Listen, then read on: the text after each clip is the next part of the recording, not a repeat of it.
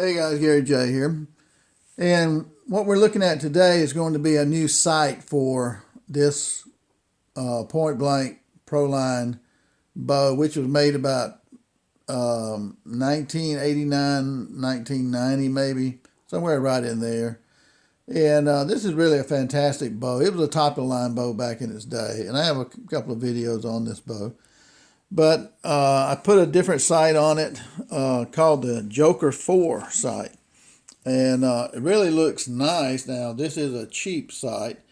If you're just looking at it, you say, well, this is like $100, $200 sight. But it's not.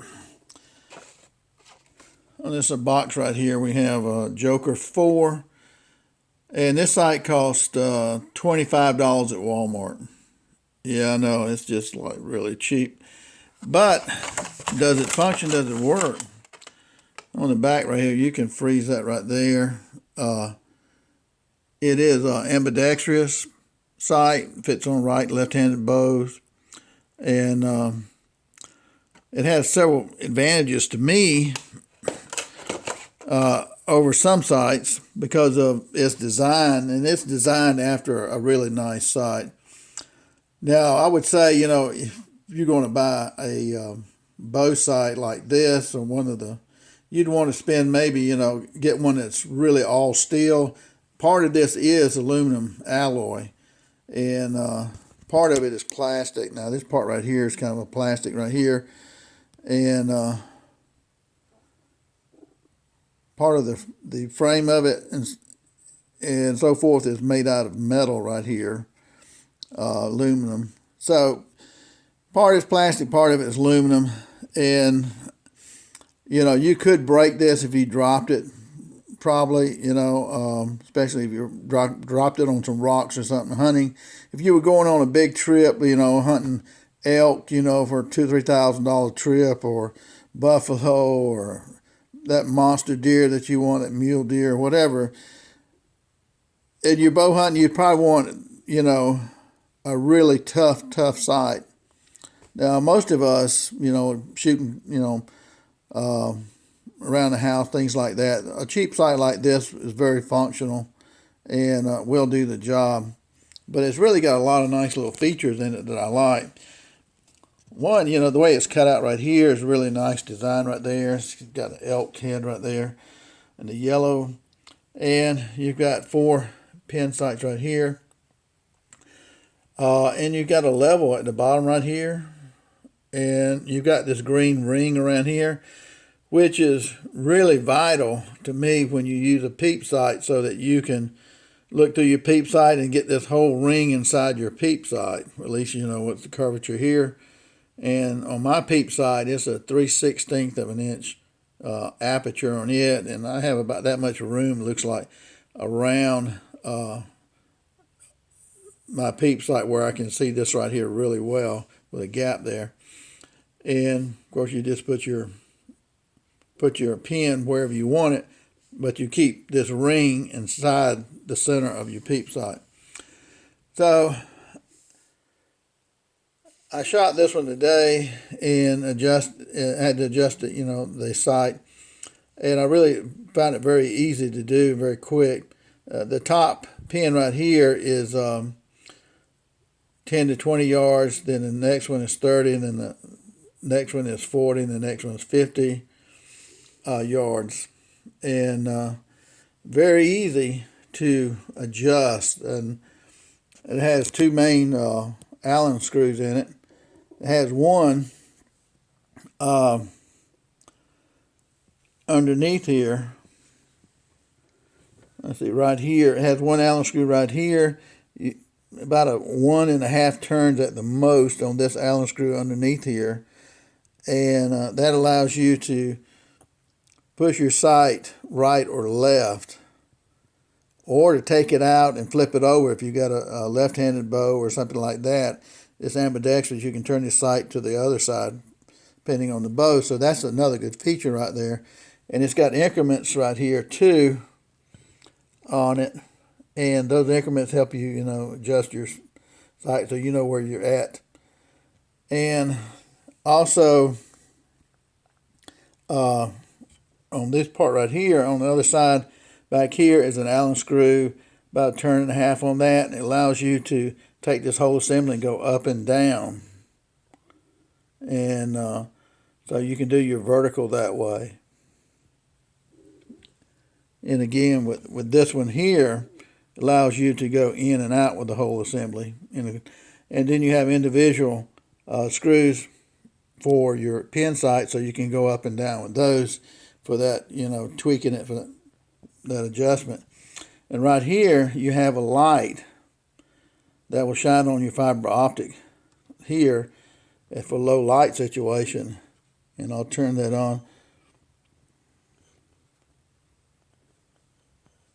And you may be able to see it right there with it turned on. And that's really, really bright, a lot brighter than what this camera will show you. And you can see the light right here hitting the fiber optics. And you just turn that. Now, if you get one of these, I'll tell you, when I first turned this on, it did not work. So I had to take this off right here. This right here will unscrew. It has 3 batteries, tiny batteries, kind of like hearing aid type batteries. And at the top of this drum right here, there was a little piece of plastic, I think, covering a rubber O-ring, which did not allow the batteries to touch the metal in the back of it for this to come on. So I took that out and put it back on, and it works great. So I even checked the batteries, and they were full power. So and those batteries are a little bit expensive. I looked at them at CVS, and they wanted like $7 a piece for those batteries. You'd have like $21 in batteries if you had to buy them. But these batteries were fine. So the price of the batteries is really the price of the whole site itself. So I like that. So that's another good thing about it. But this ring right here, this design looks really nice. Now this is a plastic. If you broke this, you're not losing a lot of money. This right here is aluminum alloy, and the base right here is aluminum alloy. I'm assuming that's alloy. I can tell that when you tighten these screws right here, they tighten real well, but you don't want to over tighten them. You could strip them, I'm sure. So these are some pretty nice functions right here. And we'll look at the other side of the Joker 4. Again, for somebody like me, with an old bow like this right here, this is a pretty good deal, I think, for me, and it works great for me. And if you have an older bow, this may be what you want to do to upgrade your sight on it. Again, I would like to be able to shoot out to 100 yards with this, but I can't because I don't have enough pins for it. And this is aluminum alloy. This is the alloy. I think this base plate's alloy. And you can see the pin screws right here for the Allen screws for the pins. And they seem to have like maybe little notches there where, once you tighten these up, they're going to stay. And again, this is your flashlight right here. Turn that all the way to the right, clockwise. And so you have multiple screws right here that you could put this on back if you wanted to do it that way. But very simple and easy to use. And right here is an Allen screw, which when you undo this one right here, this one allows you to move this whole assembly right or left. And right here you have an Allen screw. You undo this one right here, and it allows you to move the whole assembly up and down. So, I mean, it's really quick to adjust on that to get your first pin, where it needs to be, and then you have to just shoot it and get your, 30-yard, 40-yard, 50-yard pins. Now, this is 60 to 80-pound bow, so, I mean, I could crank it up to 80 pounds, and I could probably get, 10 to 20 on the first pin, 30 to 40 on the second, and 50 to 60 maybe on the third, and maybe even 70 on the 4th. So, I mean, you could go out farther that way if you want to crank it up. But this is Proline. Old bow, shoots great though. So maybe this give you some idea if you want to shoot one of these type sights on your bow and you don't want to spend $150, $200 on an old bow for one of the modern day type of sights. This is really, really nice looking to me and really functions well and very easy to put this on your bow. And again, you only have 2 screws here. I wasn't sure one of these sights would fit on one of these old bows, but they do. So that's for guys out there with old bows, and you want to try that out and see. So I like it. It works great, and we'll look at a target. I'm going to shoot at 10 yards. Normally I don't shoot 20 yards. I start at 30 and go to 100, but when you're using a new sight system, you're going to have to make sure that your arrow is going to hit the target, because if I miss the target, at 30 yards, which is probably a good chance, not knowing the sights on this one, how bad they're off until I adjust them, those arrows go off into the woods behind there, and they're a real pain to find. So 10 yards will get me, and that give me an idea where I need to be on the sights for that first sight. And then I can figure it out from the rest. Okay. Okay, at 10 yards, I'm hitting here with for about 7 inches high at 10 yards, and at 20 yards, I'm shooting farther to the right, which I'm shooting, off center too. So I'm shooting high at 20 yards. So just by going by 10 yards here, I'm shooting to the right.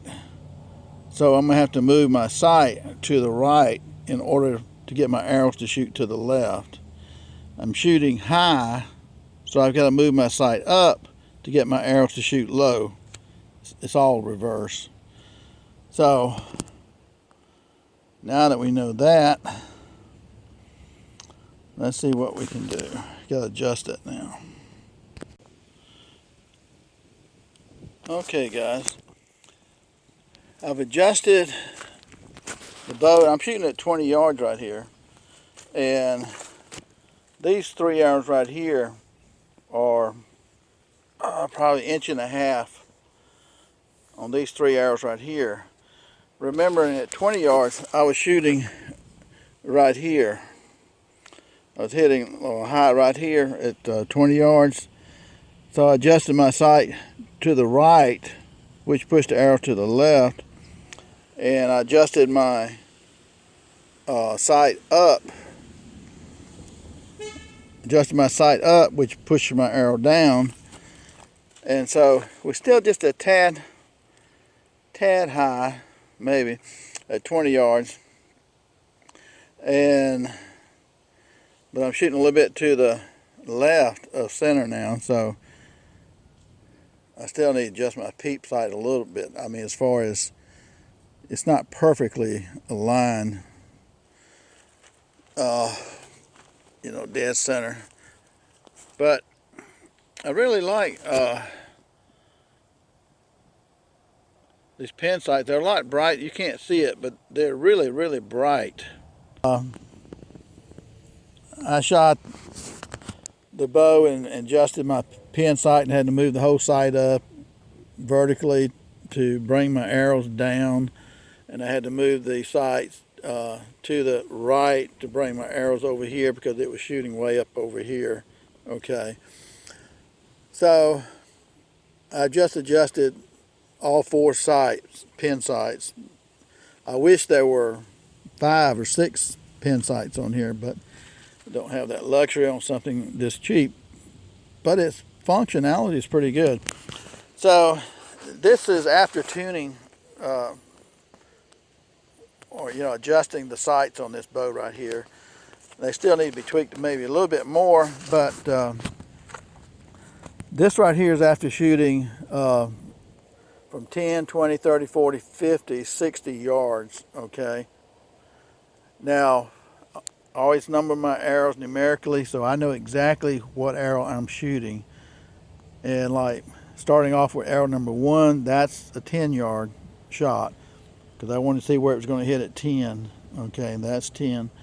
And arrow number 2 is 20 yards, and it shot a little bit high. That might have been me right there doing that on arrow number 2.